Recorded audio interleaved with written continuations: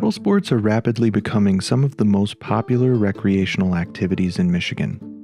However, invasive organisms can be accidentally spread by unsuspecting paddlers.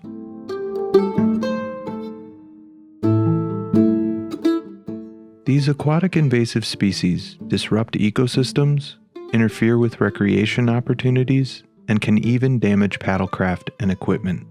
Paddlers play a critical role in helping to prevent the spread of aquatic invasive species.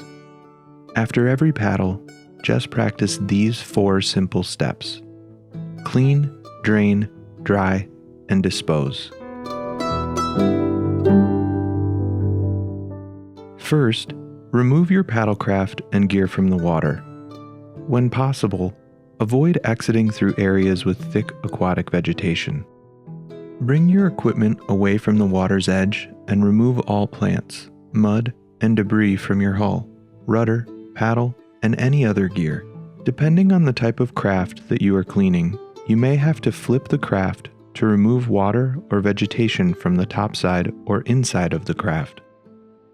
With all of the water out of the craft and all of the obvious debris removed from the outside, spray the craft surfaces with a bleach solution. Mix 1 part bleach to 10 parts water, and rub down with a clean rag. Thoroughly clean and dry anything that comes into contact with the water, including roof racks and trailers. Finally, dispose of any resulting material on dry land away from the water's edge. These few simple steps make a big difference in the health and enjoyment of our waterways. To learn more, visit the following online resources, and happy paddling.